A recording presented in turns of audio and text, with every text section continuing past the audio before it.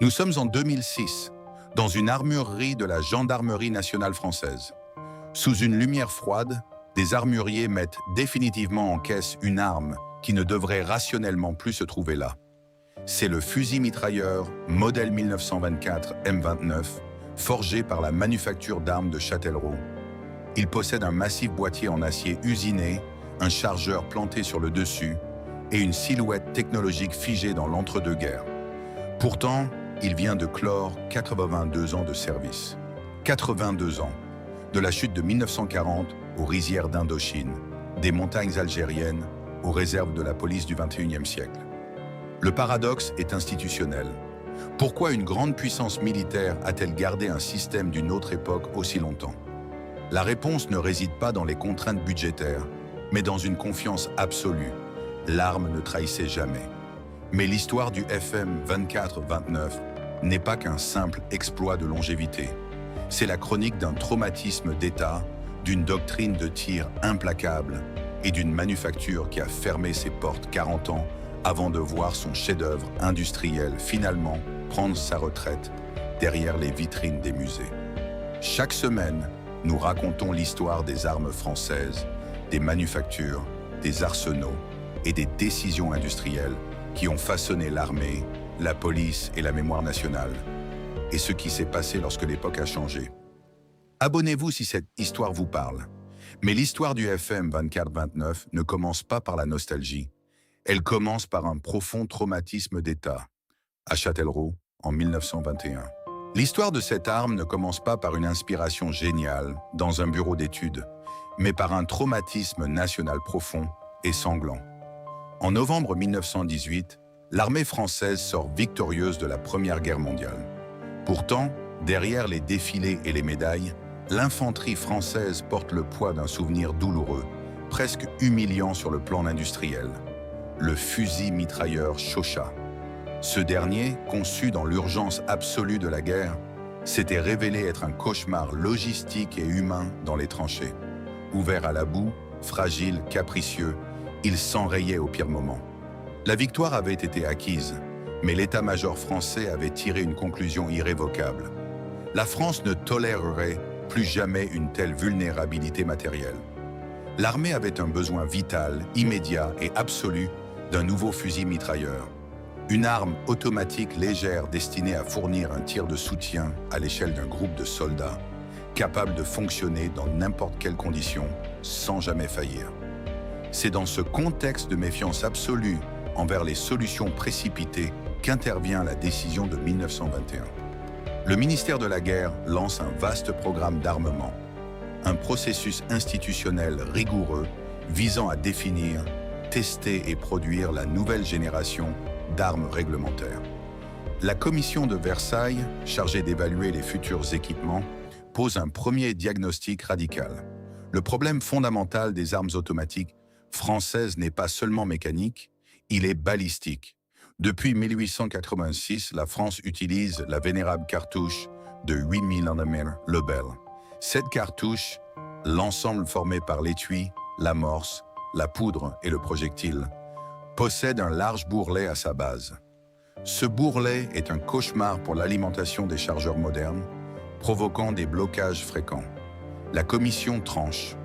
La France doit abandonner le 8 mm Lebel pour ses fusils mitrailleurs et concevoir une cartouche moderne, à gorge, sans bourrelet, optimisée pour le tir automatique. C'est ici qu'entre en scène la manufacture d'armes de Châtellerault, universellement connue sous l'acronyme MAC. Fondée en 1819, cette manufacture d'État n'est pas une simple usine. C'est une forteresse industrielle, un outil de souveraineté nationale où des générations d'ouvriers d'État, d'ingénieurs et de contrôleurs maîtrisent l'art de transformer des blocs d'acier bruts en instruments de puissance militaire. À Châtellerault, on ne cherche pas à faire des armes de commerce, on forge la doctrine de la République. Les ingénieurs de la MAC, dirigés par le lieutenant-colonel Reibel et le contrôleur principal Châtellerault, dont le nom se confond avec la ville, se mettent au travail.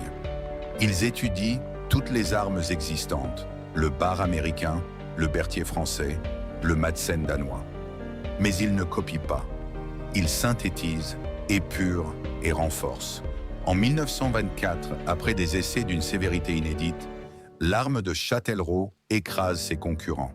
Le ministère de la Guerre annonce l'adoption officielle, la décision institutionnelle d'intégrer le modèle dans le service actif, sous le nom de fusil-mitrailleur modèle 1924. Il chambre une toute nouvelle munition, la 7,556 mm. L'armée française respire enfin. Elle possède une arme moderne, robuste, pensée par et pour ses soldats. Les premières commandes pleuvent, les lignes de production de la manufacture de Châtellerault tournent à plein régime. La dotation, l'attribution officielle de l'arme au régiment, commence. L'ombre du Chauchat semble définitivement dissipée. Pourtant, en 1928, le triomphe industriel bascule soudainement dans la terreur institutionnelle.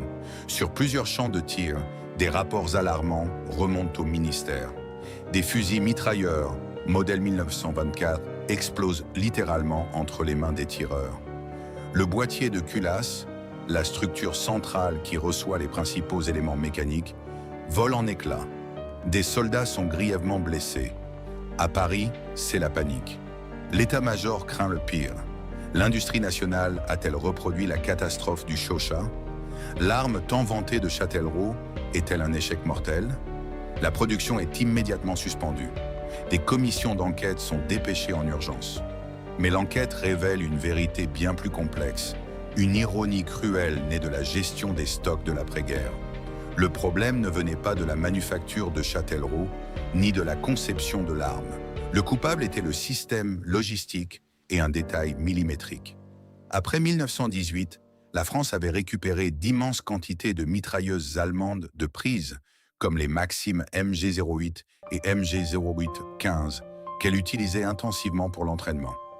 Ces armes tiraient la cartouche allemande de 7,57 Mauser. Or, les dimensions de la cartouche allemande, 57 mm de long, étaient diaboliquement proches de la nouvelle cartouche française, 58 mm. Dans la confusion des arsenaux et des casernes, des soldats français avaient accidentellement garni les chargeurs de leur nouveau FM 1924 avec des cartouches allemandes. Lorsqu'un soldat introduisait cette munition étrangère, le verrou, l'élément de fermeture qui maintient l'ensemble en place, parvenait tout juste à se verrouiller. Mais lors du tir, la chambre, l'espace où la munition se loge, subissait une surpression cataclysmique, car le projectile allemand, d'un diamètre légèrement supérieur, s'écrasait violemment contre le canon français, conçu pour un diamètre inférieur. L'institution devait réagir, et vite. La France ne pouvait pas se permettre de jeter son nouveau fusil mitrailleur, ni de jeter ses mitrailleuses de prise qui servaient à l'instruction. Il fallait empêcher physiquement cette erreur humaine. En 1929, la décision tombe, brutale et pragmatique. On ne modifiera pas l'arme en profondeur, on modifiera la munition. L'étui de la cartouche française est raccourci de 4 mm. La 7,58 mm devient la 7,564 mm, le célèbre calibre 1929C. Avec cette nouvelle munition plus courte, si un soldat tente par erreur d'introduire une cartouche allemande de 57 mm, la culasse, la partie qui ferme l'arrière du système, refusera tout simplement de se fermer. Le tir sera mécaniquement impossible. Toutes les armes modèle 1924 déjà produites sont rappelées, modifiées pour accepter cette nouvelle cartouche et rebaptisées modèle 1924 M29. La crise est conjurée. La manufacture de Châtellerault a prouvé sa réactivité face aux réalités impitoyables du terrain et des casernes. Le traumatisme de 1928 a forcé le système à atteindre la perfection sécuritaire. L'arme avait survécu à son premier grand test institutionnel et logistique, mais il lui restait maintenant à prouver que sa mécanique interne pouvait supporter le poids d'une doctrine militaire entière. Le traumatisme logistique de 1928 conjuré, l'arme pouvait enfin imposer sa véritable nature sur le terrain. Le FM 24-29 n'était pas seulement une correction d'erreurs passées, c'était un triomphe de l'ingénierie d'État et l'incarnation physique d'une nouvelle doctrine de l'infanterie française. Pour comprendre la percée de ce modèle, il faut regarder l'objet non pas comme un simple outil, mais comme un concentré des capacités industrielles de la manufacture d'armes de Châtellerault. La première chose qui frappe, c'est la masse métallique. Le boîtier de culasse, la structure centrale qui reçoit les principaux éléments mécaniques, n'est pas fait de tôle emboutie ou de métal plié rapidement pour réduire les coûts. À Châtellerault, on usine dans la masse. Chaque bloc d'acier est taillé, fraisé et ajusté avec une précision redoutable par des ouvriers hautement qualifiés. Ce choix industriel a un coût financier énorme pour le ministère de la Guerre, mais il offre une rigidité absolue. L'institution privilégiait la pérennité de l'arme à l'économie de production. Au-dessus de ce boîtier massif se dresse le chargeur, un dispositif amovible contenant 25 cartouches insérées verticalement par le haut. Placer l'alimentation en munitions sur le dessus n'était pas un hasard de conception. C'était une réponse directe et obstinée à l'enfer des tranchées. Le vieux modèle Chauchat possédait un chargeur semi-circulaire latéral, ouvert aux éléments, qui ramassait la boue et causait des blocages mortels. Avec le FM 24-29, la gravité aide le ressort intérieur à pousser les lourdes munitions de 7,4 de manière fiable. De plus, cette disposition permet aux soldats de s'aplatir au maximum contre le sol.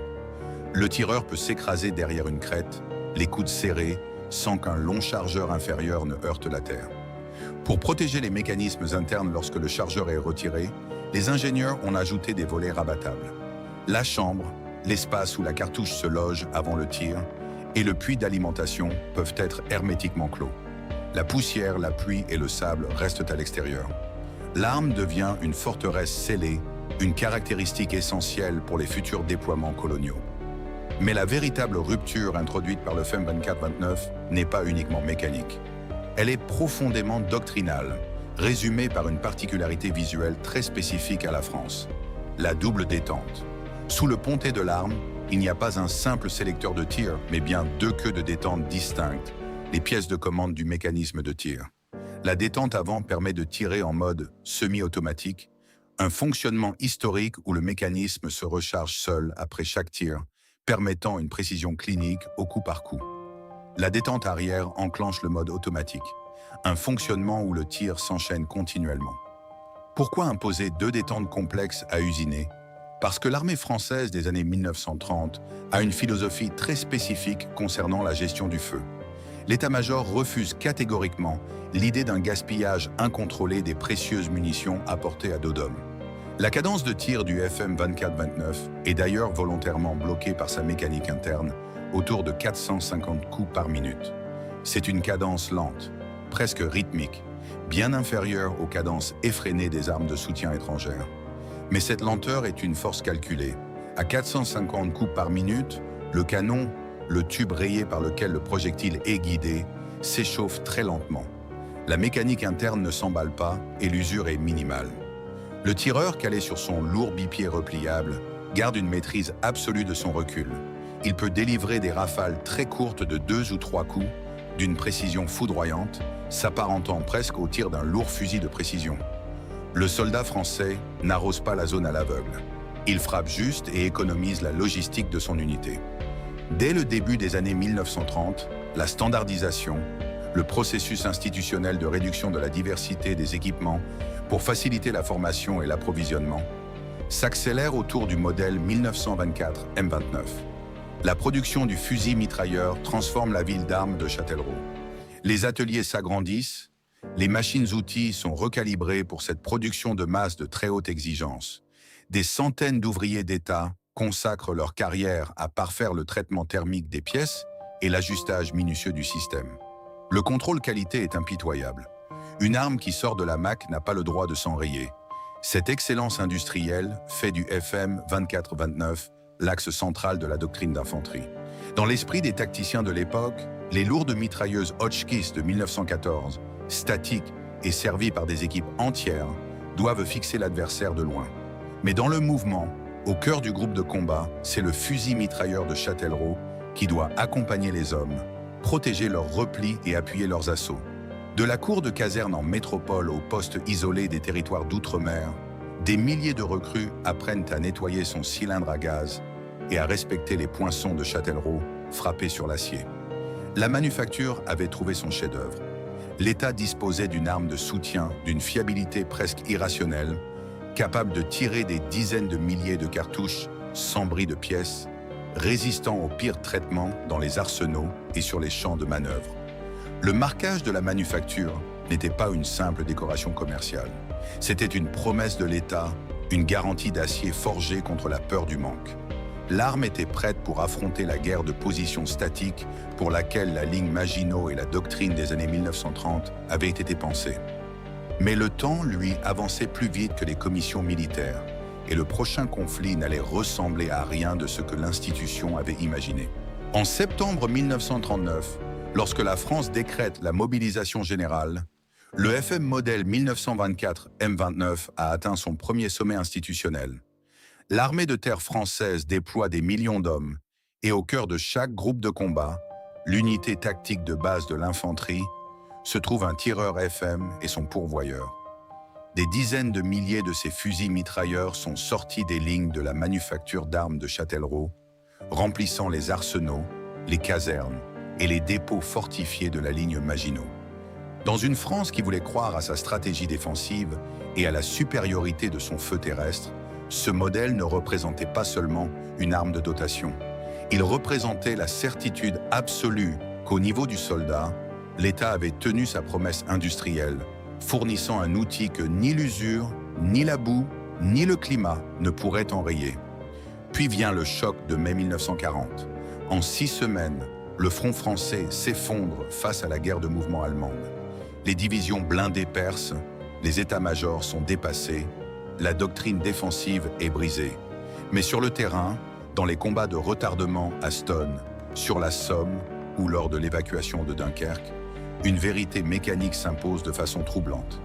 L'armée française a perdu, mais le FM 24-29 n'a pas failli. Sa cadence lente a permis des tirs de couverture d'une précision redoutable. Ses chargeurs n'ont pas coincé. L'arme a fait exactement ce pourquoi Châtellerault l'avait conçue. Le système militaire s'était effondré autour d'elle, mais l'objet, lui, était resté intact. C'est ici qu'apparaît un paradoxe cruel qui prouve la valeur exceptionnelle de cette fabrication.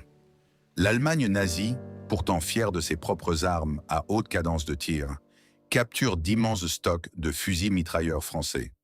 Au lieu de les détruire ou de les fondre, la Wehrmacht les intègre immédiatement sous la désignation Leicht Maschinengewehr 116 F. Des milliers de FM 24-29 se retrouvent à équiper les garnisons allemandes, les bunkers du mur de l'Atlantique et les unités de seconde ligne. L'ennemi lui-même reconnaissait que ce lourd bloc d'acier usiné était trop fiable pour être gaspillé. Pendant ce temps, dans les forêts et les montagnes françaises, l'arme prend une autre dimension. Pour les maquisards et les forces françaises de l'intérieur, FAFI, le 24-29 devient une pièce maîtresse, une relique précieuse, cachée dans des granges, enterrée sous des bâches pendant des mois, privé d'huile et d'entretien régulier, le boîtier de culasse prouve sa tolérance absolue aux pires conditions. Quand l'arme est exhumée pour une embuscade, elle tire. Les ouvriers de Châtellerault avaient, sans le savoir, créé une mécanique capable de survivre à la clandestinité. En 1945, la France émerge du conflit ruinée et traumatisée. Son armée est une mosaïque d'équipements américains, britanniques et de vieilles dotations françaises récupérées. Les arsenaux nationaux sont désorganisés et le ministère de la Guerre fait face à une pénurie totale de matériel neuf. Il faut pourtant reconstruire d'urgence une force militaire capable de reprendre le contrôle de l'Empire, de l'Indochine à l'Afrique du Nord. Dans ce chaos logistique, l'État fait les comptes. Le FM 24-29 est toujours là. Ses plans de production existent encore. Ses chaînes de montage à Châtellerault, bien que pillées ou endommagées, peuvent être relancées. Face à l'urgence, l'institution ne cherche pas à innover immédiatement. Elle s'appuie sur ce qu'elle sait fabriquer de plus robuste.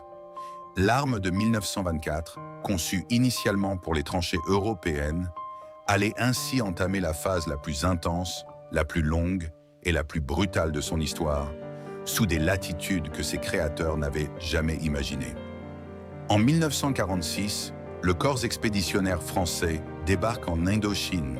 Le conflit qui s'annonce n'a rien à voir avec les plaines de l'Est de la France, pour lesquelles la doctrine des années 1930 avait été pensée. C'est une guerre de pistes noyées par la mousson, de rizières boueuses et de jungles épaisses. L'armée française y déploie une variété ahurissante d'armes hétéroclites. Des fusils britanniques, des pistolets mitrailleurs américains, de vieilles reliques allemandes. La logistique est un cauchemar absolu pour les arsenaux d'État. Mais au centre de cette diversité chaotique, une constante rassure les troupes, le FM modèle 1924 M29. Des dizaines de milliers d'exemplaires quittent les dépôts de métropole pour armer les bataillons de la Légion étrangère, les parachutistes coloniaux et les troupes de marine. Dans la touffeur de l'Indochine, l'arme de Châtellerault révèle une résilience que même ses concepteurs de 1924 n'avaient pas osé espérer. Le boîtier de culasse scellé, protégé par ses volets anti-poussière rabattables, empêche la boue liquide, l'eau sale et la végétation pourrissante de pénétrer dans le mécanisme interne. Le verrouillage est franc, massif, implacable. C'est ici que la doctrine française de l'entre-deux-guerres, autrefois critiquée pour sa prudence budgétaire, devient un avantage tactique majeur. Dans une guerre où le ravitaillement des postes isolés se fait souvent par parachutage ou par de précaires convois fluviaux, gaspiller des munitions est une faute mortelle. La double détente permet aux chefs de groupe de contrôler strictement la consommation de cartouches de 7 Surround 4 minutes. La cadence lente et rythmée de 450 coups par minute signifie qu'un tireur aguerri peut tenir une position pendant des heures. Son canon ne surchauffe pas prématurément et l'arme ne vide pas inutilement ses chargeurs dans le vide. Le FM 24-29 ne crache pas un mur de plomb aveugle. Il délivre des frappes mesurées, extrêmement précises, s'apparentant presque à l'action d'un grand fusil de précision automatique. Il est le point d'ancrage de la section, la pièce maîtresse autour de laquelle les hommes manœuvrent lors des embuscades sur la route coloniale 4 ou dans les cuvettes encerclées comme à Dien Bien Phu. Quelques années plus tard, la scène géopolitique bascule, mais la domination institutionnelle de l'arme reste absolue. En 1954, la guerre d'Algérie éclate. Le terrain passe des jungles humides d'Asie aux djebels arides, aux roches coupantes et au sable fin du désert, qui agit comme du papier de verre sur les mécanismes les plus sophistiqués. Là encore, le FM 24-29 est de toutes les patrouilles, de toutes les embuscades, de toutes les opérations héliportées. Les voltigeurs français, les commandos de chasse, les tirailleurs et les harkis s'appuient massivement sur cette masse d'acier de plus de 9 kilos. Son poids, qui représente un fardeau certain lors des longues marches sous le soleil écrasant, devient une bénédiction vitale au moment de faire feu. L'arme ne tressaute pas, elle absorbe le recul de la puissante munition, permettant une stabilité terrifiante, même sur son lourd bipied repliable. Pendant toute cette période, à des milliers de kilomètres de là, la manufacture d'armes de Châtellerault continue de tourner.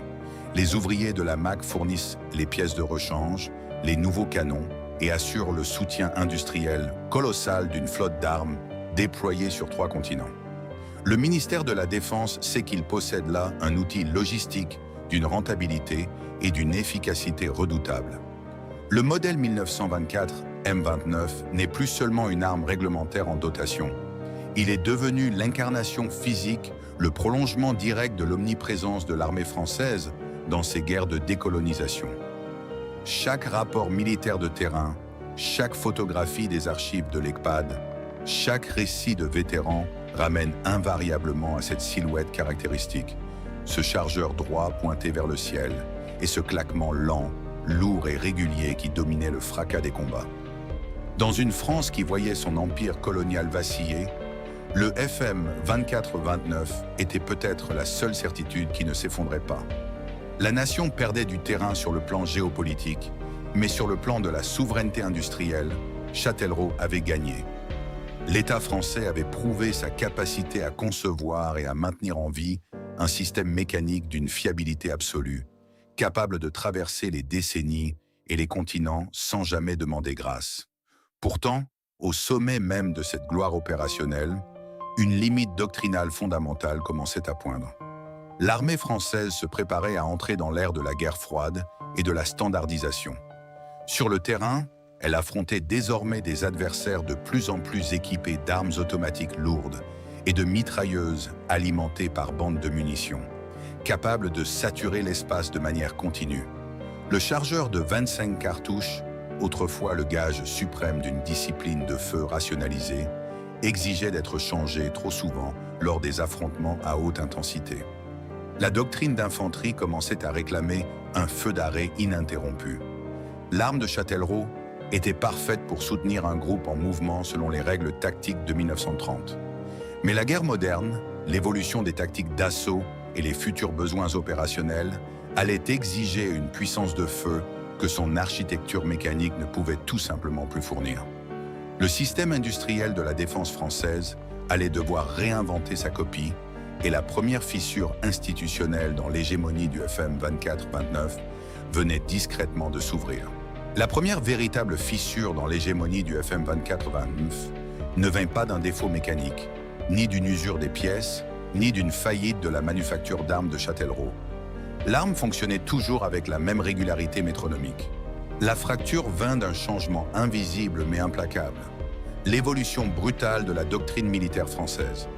Au début des années 1950, l'armée de terre, massivement engagée dans les guerres de décolonisation et observant avec inquiétude la montée en puissance du pacte de Varsovie en Europe, regarde les réalités du champ de bataille avec un œil nouveau. Le fusil mitrailleur de Châtellerault accomplissait parfaitement sa mission d'origine. Le problème était que l'institution militaire ne voulait plus de cette mission. La guerre moderne ne se gagnait plus seulement par des tirs de précision, distillés au coup par coup pour économiser la logistique d'une ligne de front statique.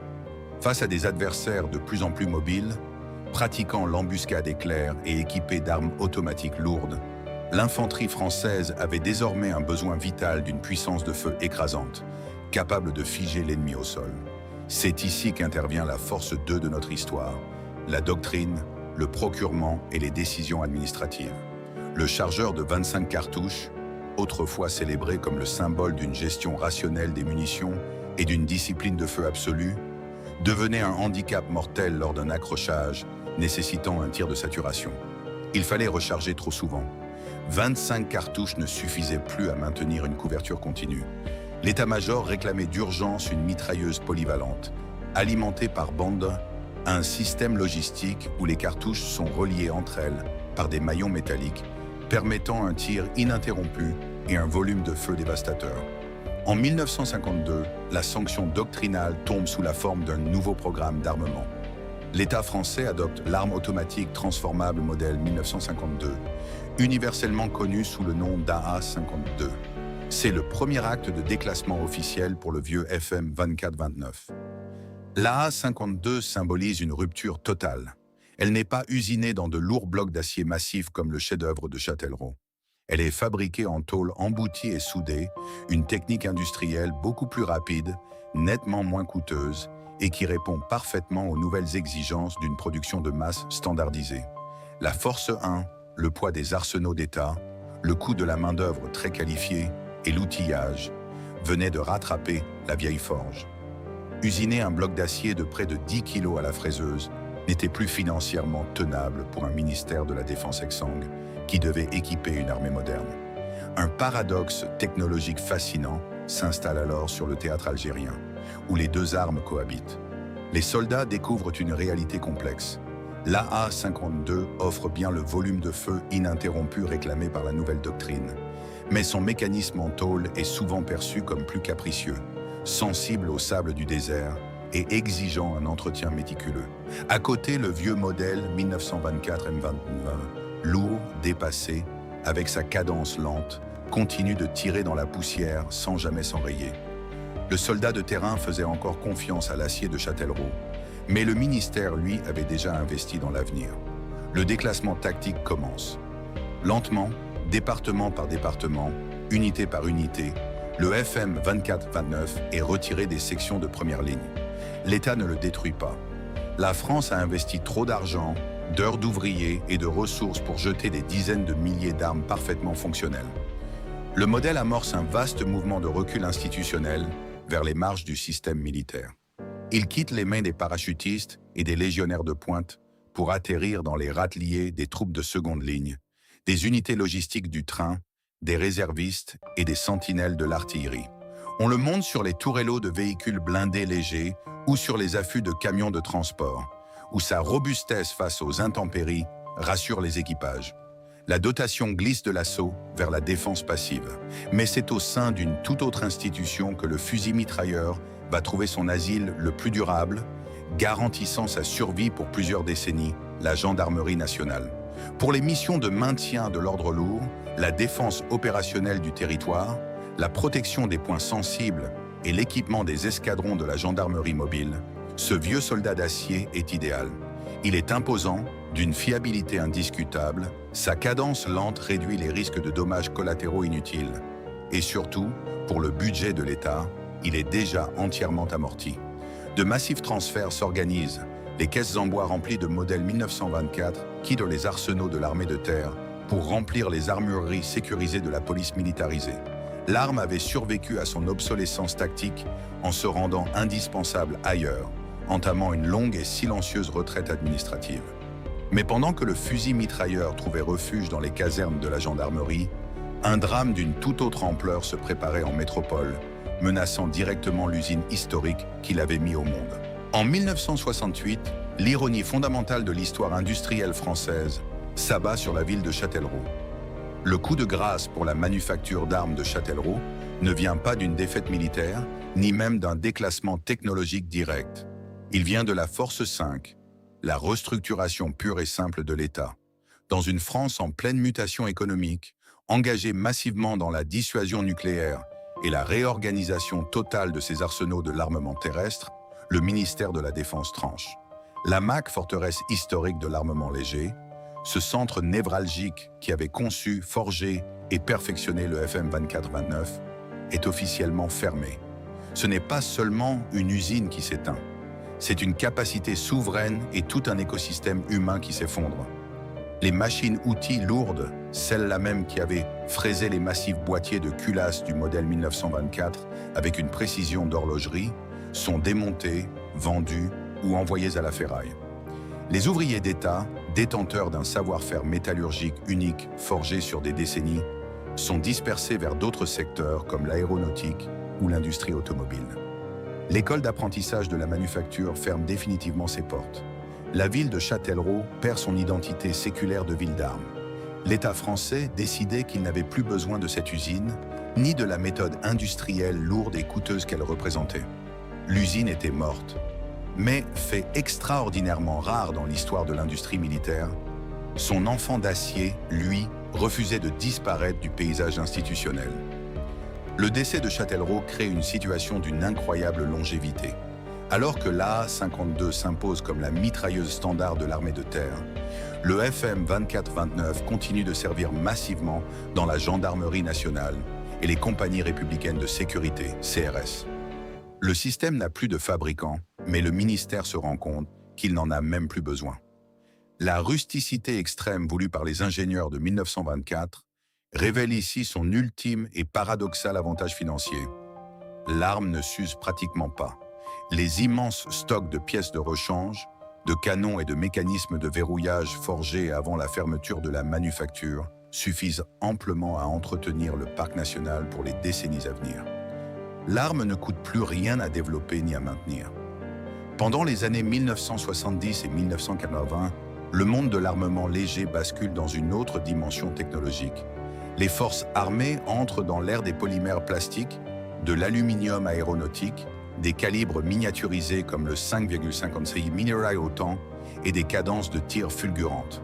La France adopte le FAMAS, un fusil d'assaut au design futuriste, fabriqué par la manufacture de Saint-Étienne, confirmant l'entrée définitive de son armée dans la modernité de la guerre froide. Mais dans le silence des armureries de gendarmerie, des râteliers sécurisés à l'ombre des projecteurs et loin des défilés officiels du 14 juillet, le vieux fusil mitrailleur de Châtellerault veille toujours. Il devient un anachronisme institutionnel assumé. Les jeunes gendarmes, formés aux armes modernes et légères, découvrent avec étonnement ce lourd bloc d'acier bronzé. Ils apprennent à insérer ce chargeur supérieur d'un autre âge, à manipuler l'étrange double détente et à respecter ce monument d'histoire. L'arme ne part plus en guerre à l'étranger. Elle devient un outil de dissuasion passive sur le territoire national. On la déploie lors de dispositifs de sécurité exceptionnels, de recherche en milieu rural ou de protection d'infrastructures critiques. Elle est l'assurance ultime, rustique, lente, mais si l'ordre est donné, la munition de 7,55 nm partira avec une certitude absolue. Cependant, le déclin, même ralenti à l'extrême par la qualité de sa fabrication, finit toujours par rattraper la mécanique. À l'approche des années 2000, le poids des ans devient impossible à ignorer. Ce n'est plus l'acier qui fait défaut, c'est tout le système logistique autour de lui qui s'effrite inéluctablement. Les stocks de munitions spécifiques, bien que vastes à l'origine, finissent par atteindre leur date de péremption ou deviennent impossibles à justifier économiquement pour un équipement qui n'est plus en première ligne. Surtout, la doctrine d'emploi des forces de l'ordre évolue à nouveau. Face aux menaces du terrorisme moderne et au banditisme lourdement armé, la police et la gendarmerie ont désormais besoin de fusils d'assaut ultra maniables, légers, capables de tirs chirurgicaux instantanés en milieu urbain confiné. Le modèle 1924, avec ses 9 kilos, son encombrement hérité de la pensée de la ligne Maginot et son long bipied, n'a plus aucune utilité tactique dans les coffres des véhicules d'intervention rapide. La fin n'est pas une défaite, c'est un silence administratif. L'ordre de retrait tombe, les râteliers se vident, les chargeurs sont retirés, la dotation est annulée, l'arme devient archive, le mécanisme s'arrête, la manufacture n'existe plus. Le retrait définitif des armureries de la gendarmerie nationale au début des années 2000 marque la fin physique de la dotation du FM modèle 1924 M29. Ce n'était pas une cérémonie bruyante, mais une procédure administrative stricte, un lent déclassement où les matricules furent rayées des registres de l'État. Des milliers de ces lourds fusils mitrailleurs ont pris le chemin des fonderies pour être détruits, leur acier massif, autrefois symbole de la souveraineté industrielle française, retournant à l'état de matière brute. Mais la véritable mort d'une arme militaire ne survient pas quand elle est fondue. Elle survient quand l'institution qui l'a créée l'oublie. Et la France n'a pas oublié l'enfant de Châtellerault. Aujourd'hui, l'héritage du FM 24-29 ne se trouve plus dans les râteliers des casernes, mais dans les sanctuaires de la préservation historique et de la mémoire industrielle. Pour comprendre ce qui survit, il faut retourner à l'endroit précis où tout a commencé, la manufacture d'armes de Châtellerault. Le site industriel n'a pas été entièrement rasé.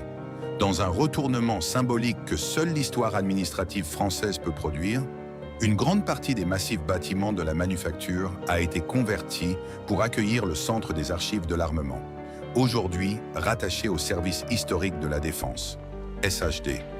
Les ateliers qui résonnaient autrefois du fracas des fraiseuses, des marteaux-pilons et des bancs d'épreuves abritent désormais des kilomètres de rayonnage silencieux. Là où les ouvriers d'État usinaient les boîtiers de culasse, des archivistes conservent aujourd'hui les plans techniques originaux, les rapports de la commission de Versailles de 1921, les procès-verbaux d'adoption et les carnets d'inspection des contrôleurs. L'usine est morte en tant que centre de production, mais elle a été ressuscitée en tant que gardienne de la mémoire de tout l'armement français.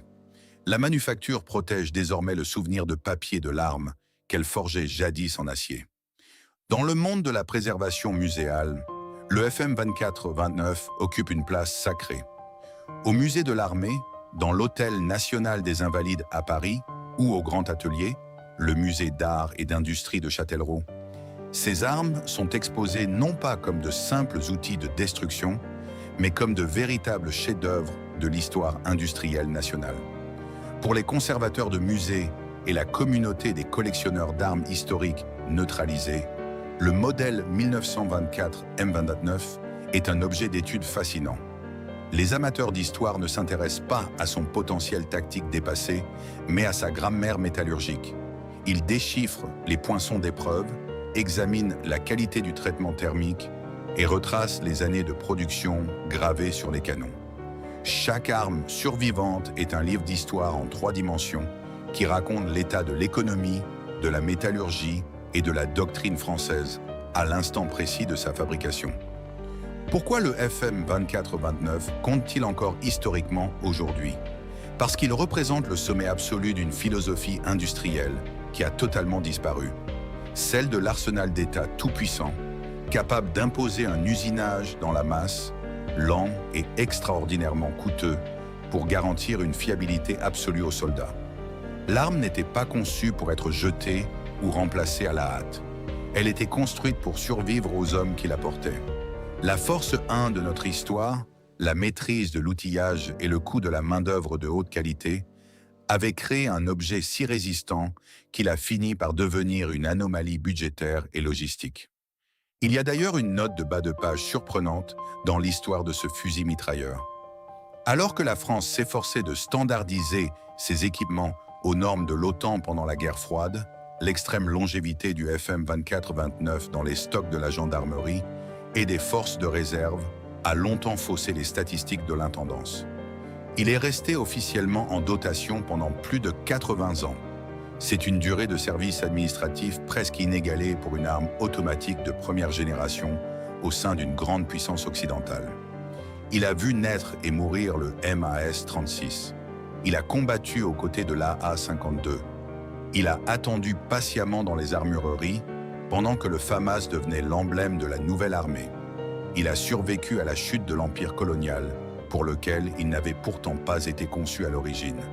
Finalement, l'histoire du FM 24-29 n'est pas seulement l'histoire d'une arme à feu, c'est l'histoire d'une promesse tenue par la République à son infanterie après le cauchemar logistique du Chauchat. La France avait promis qu'elle ne fournirait plus jamais une arme qui s'enrayerait au pire moment. Et pour tenir cette promesse, l'institution a mobilisé ses meilleurs ingénieurs, ses ouvriers les plus qualifiés et a construit une forteresse mécanique impénétrable. L'objet a parfaitement fonctionné. Le paradoxe, c'est que le monde autour de lui a tourné trop vite. La doctrine a changé, réclamant des tirs de saturation. L'économie a changé, exigeant des tôles embouties moins chères. La géopolitique a changé, imposant les standards mondiaux. L'arme a fini par être dépassée, non pas parce qu'elle échouait, mais précisément parce que sa forme de perfection n'était plus celle que l'époque demandait. Aujourd'hui, il ne reste plus de lui que le silence respectueux des archives et le témoignage du métal.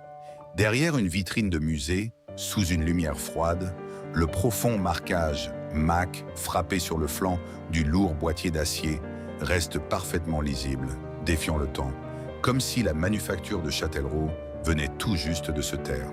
À très bientôt pour la prochaine histoire.